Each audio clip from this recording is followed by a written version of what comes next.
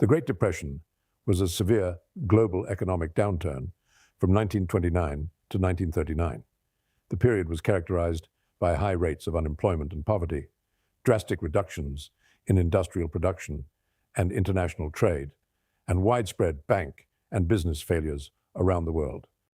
The Tariff Act of 1930, also known as the Smoot-Hawley Tariff Act, was a protectionist trade measure signed into IOW in the United States by President Herbert Hoover on June 17, 1930.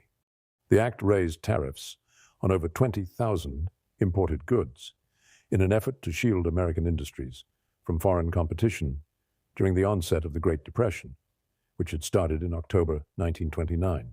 Some countries protested, and others also retaliated with trade restrictions and tariffs.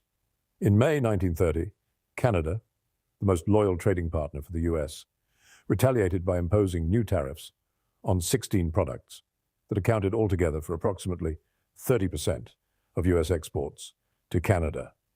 Nations other than Canada that enacted retaliatory tariffs included Cuba, Mexico, France, Italy, Spain, Argentina, Australia, New Zealand, and Switzerland. The tariffs initially appeared to be a success. However, larger economic problems loomed in the guise of weak banks. The economic depression worsened for workers and farmers, despite Smoot and Hawley's promises of prosperity from high tariffs. The Great Depression transformed homelessness from a marginal issue into a national emergency. Suddenly, millions of Americans found themselves without homes, forming shanty towns mockingly called Hoovervilles. The crisis touched every social class, forcing society to confront homelessness as something that could happen to anyone. It was only during World War I, when the American economy expanded at an unprecedented rate, that unemployment fell.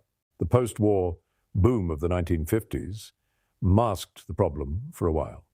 The American dream seemed within reach: a house in the suburbs, a steady job, a white picket fence.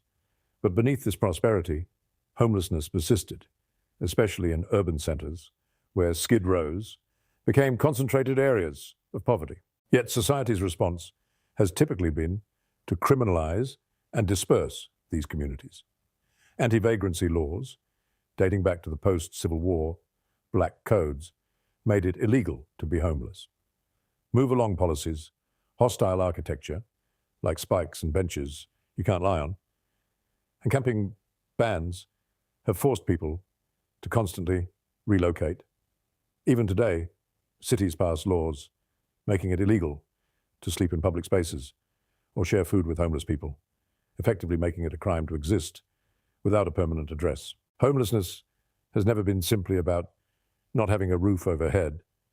It's been about economic systems, social policies, and most importantly, how we view our responsibility to each other as human beings. The solution isn't just about building more houses, although that's certainly part of it. It's about recognizing that everyone deserves a place to call home, not as a privilege, but as a fundamental right.